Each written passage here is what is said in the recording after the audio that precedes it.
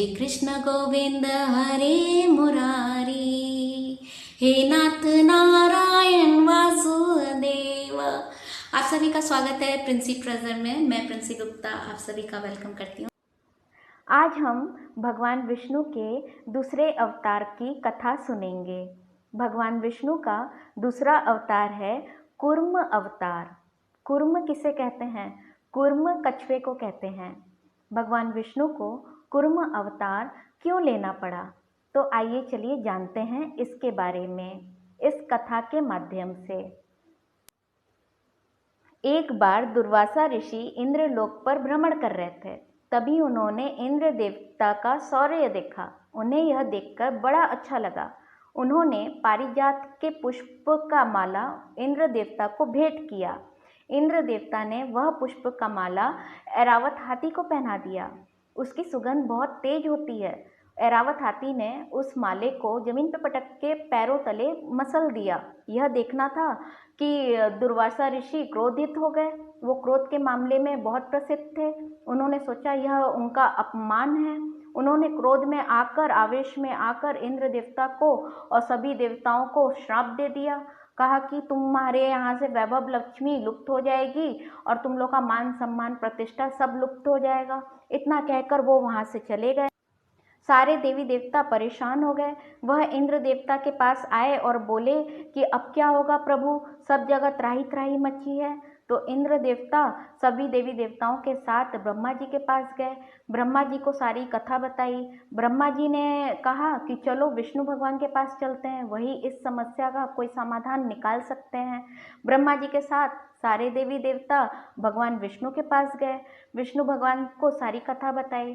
तो विष्णु भगवान ने कहा कि इसके लिए आपको क्षीर सागर का मंथन करना पड़ेगा। जब आप क्षीर सागर का मंथन करेंगे तब वैभव लक्ष्मी पुनः वापस आपको मिलेंगी और आप लोगों का मान सम्मान भी वापस आ जाएगा और सारी प्रतिष्ठा भी आ जाएगी। और जब आप समुद्र मंथन करेंगे तो 14 रत्न निकलेंगे। उनमें से अंतिम में अमृत रत्न निकलेगा, जिसका पान करके आप फिर से अमर हो जाएंगे। लेकिन यह कार्य बहुत ही विस्मय है। आप अकेले देवता इस कार्य को अंजाम नहीं दे पाएंगे। इसके लिए आपको दानवों की भी सहायता की ज़रूरत पड़ेगी। तो इसके लिए आप लोग दानव राज के पास जाइए और उनको प्रलोभन दीजिए कि अगर वो आपको सहयोग करेंगे तो अमृत पान उन्हें भी मिलेगा।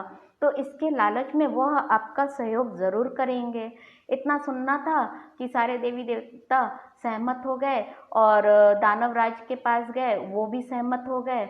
अब समुद्र मंथन के लिए उन्हें एक मथनी चाहिए था और मथनी को बांधने के लिए एक रस्सी चाहिए था। तो मथनी को बांधने के लिए उन्होंने मंदरा पर्वत का उपयोग किया। मंदरा पर्वत को वासुकी सर्प की डोरी बनाकर उन्होंने उस पर बांध दिया। अब एक तरफ राक्षस और एक तरफ देवता समुद्र मंथन प्रारंभ कर देते हैं। लेकिन क्या होता है कि पृथ्वी रसातल की ओर, नीचे की ओर डूबती जा रही थी और वह मंदरा पर्वत टिक नहीं रहा था समुद्र में। तो ये दुविधा थी। तो जब भगवान विष्णु को इस बात का पता चला तो तब भगवान विष्णु ने कूर्म अवतार लिया। बहुत विशाल कूर्म कछुए का अवतार भगवान विष्णु ने लिया और मंदरा पर्वत को अपनी पीठ पे रखा। तब जाके उसको एक स्थिरता मिली। स्थिरता मिलने के बाद वो सर्प की डोरी से, वासुकी सर्प की डोरी से मंथन शुरू हो गया। और मंथन में सबसे पहले क्या निकलता है? विष निकला, जिसकी वजह से त्राही त्राही मच गई। फिर भोलेनाथ को जब इस बात का पता चला तो भोलेनाथ तुरंत वहाँ पर आते हैं और वो सारा विष अपने कंठ में एकत्रित कर लेते हैं, जिससे विनाश होने से सब बच जाता है। समुद्र मंथन से 14 प्रकार के रत्न निकले। कालकूट, ऐरावत, कामधेनु, उच्च श्रवा, कौस्तुभमणि, कल्प वृक्ष, ब्रह्मा नामक अप्सरा भी निकली और लक्ष्मी माता निकली, वारुणी निकली, मदिरा निकला, चंद्रमा निकला और धनुष निकला, शंख निकला, गंधर्व निकले, अंत में अमृत निकला। जब अमृत निकला तो भगवान विष्णु ने मोहिनी अप्सरा का रूप धारण कर लिया। एक तरफ राक्षस का कतार बन गया और एक तरफ देवताओं का कतार बन गया। अब भगवान विष्णु अप्सरा बने, सबको अपने हाथ से अमृत पिलाने लगे। तभी कुछ राक्षसों को शक हुआ और वह देवताओं की कतार में आकर खड़े हो जाते हैं। वही राहु केतु हम लोग को जो परेशान करते हैं, और वो देवताओं के साथ वो भी अमृत पान कर लेते हैं, वो भी अमर हो जाते हैं। तो यह थी कहानी, और इस कहानी के माध्यम से हमें बहुत कुछ सीखने को मिलता है। विधि का विधान कोई नहीं मिटा सकता है, और कुछ भी होता है उसके पीछे कोई ना कोई कारण अवश्य होता है, और तभी हमें घबराना नहीं चाहिए। यहाँ पे मैंने अपनी दृष्टिकोण से कुछ बात जो समझी है वो मैं आप लोगों के सामने पेश करना चाहती हूँ। देखो, यहाँ पे इंद्र देवता हमारे सुंदरता को के प्रतीक हो गए। जैसे हम हैं, आप भी मान लो कोई बहुत खूबसूरत अप्सरा है, एग्जाम्पल दे रही हूँ, ये सारे विकार आकार हमारे अंदर के हैं। ये मेरी सोच है, ये मैं अपनी तरफ से बता रही हूँ कि इससे हमें क्या सीखने को मिलता है। जैसे कोई बहुत खूबसूरत है, इंद्र भगवान उसे समझ लो, ठीक है, फिर उसका अहंकार उसे कोई पुरस्कार देता है कि मैं तो बहुत अच्छा हूँ और मैं किसी के सामने कुछ भी कर सकता हूँ, तो अहंकार उसका समझ लो ऐरावत हाथी है, ठीक है। और फिर उसके बाद उसका क्रोध, हमारे अंदर क्रोध भी होता है, तो वो समझ लो हमारे दुर्वासा ऋषि हैं, ठीक है, उन्होंने पुष्प का माला दिया, हमारे अहंकार को नहीं, वो बर्दाश्त नहीं हुआ और हमने उसे पैरों तले कुचल दिया। फिर हम क्रोधित हो जाते हैं। फिर उसके बाद हमारा विष्णु भगवान और इसके समाधान के लिए वो विष्णु भगवान के पास जाते हैं। तो हम इसके समाधान के लिए कहाँ जाते हैं? अपने दिमाग में जाते हैं कि क्या किया जाए। ब्रह्मा जी के पास जाते हैं, ब्रह्मा जी के भी हमारे दिमाग में बुद्धि है, वो और परत खोलते हैं तो उसमें विष्णु भगवान भी निकलते हैं। फिर उसमें अच्छाई, हमारे अच्छे विचार आते हैं, बुरे विचार आते हैं। अच्छे विचार हमारे देवताओं जैसे होते हैं, बुरे विचार हमारे राक्षसों की तरह होते हैं। तो हम अच्छे और बुरे विचारों का मंथन करते हैं। मंथन हमारा विचार है, समझो, मन है और आत्मा है, तो उसका मंथन कर रहे हैं। उसमें से पहले बहुत सारे विष निकले जो हमारे अंदर, जैसे क्रोध है और काम है और लालच है, ये सब विष है। अपने अंदर से जब तक हम सारे गलत चीज़ों को नहीं निकाल देंगे और सोच को नहीं हटा देंगे, तब तक हमें अमृत नहीं मिलेगा। फिर बीच में हमें बहुत सारे अच्छी चीज़ें मिलती हैं, लक्ष्मी माता भी मिलती हैं और ऐरावत भी मिलता है, कामधेनु गाय भी मिलते हैं।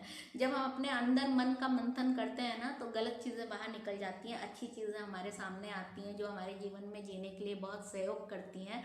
फिर हमें अमृत मिलता है। अमृत क्या है? आत्मा का परमात्मा से मिलन, वह अमृत होता है, वह अमर है। जैसे हमारा शरीर का विनाश हो जाएगा लेकिन हमारी आत्मा अमर है, तो अमर होने के लिए, अमृत पान करने के लिए हमें क्या करना पड़ेगा? हमें अपनी सोच का मंथन करना पड़ेगा। जितना हम अपने अच्छे विचारों का मंथन करेंगे और बुरे विचारों को हटाएंगे, अच्छे विचारों का संग्रह करेंगे, अच्छे कार्य करेंगे, तो वो जो पुरस्कार है ना, हमारी सोच जैसे जैसे डेवलप होगी, हमारी सोच जैसे जैसे आगे बढ़ेगी और बहुत ही अच्छी सोच होती जाएगी, वो 14 रत्न उन्हीं सोच को मैं मानती हूँ, ये मेरा कहना है। तो जैसे हम अपनी सोच को पॉलिश कर रहे हैं, तो पहले पता चल गया कि ये जहर है, ये हटा दो, है ना। जहर में जैसे हो गया अभिमान करना और क्रोध करना, लालच करना, काम, ये सब गंदी चीज़ें, इनको हटा दो, ये विष हटा दो, ठीक है। फिर अच्छी चीज़ें हैं, कामधेनु है भाई, सबको खाना खिलाना चाहिए और अच्छे से सेवा करनी चाहिए। अपने तरीके से सोचो तो बहुत सारी चीज़ें निकलेंगी, मुझे इतना डिटेल्स में बताने की ज़रूरत नहीं है। तो यही है विधि का विधान, और का विधान कोई बदल नहीं सकता है। जिस दिन हमारा जन्म होता है उसी दिन हमारे मृत्यु की भी तारीख तय कर दी जाती है। परमात्मा हमें धरती पर भेजते हैं कि ताकि हम अपने कर्मों को सुधारें और 10% हम अपने कर्मों के माध्यम से अपना भाग्य बना सकते हैं। जैसे विधि के विधान में लिखा है ये उसमें हम अच्छे विचार करके अच्छा कर्म करें, तो वो हमारे कर्मों पे भी आधारित है।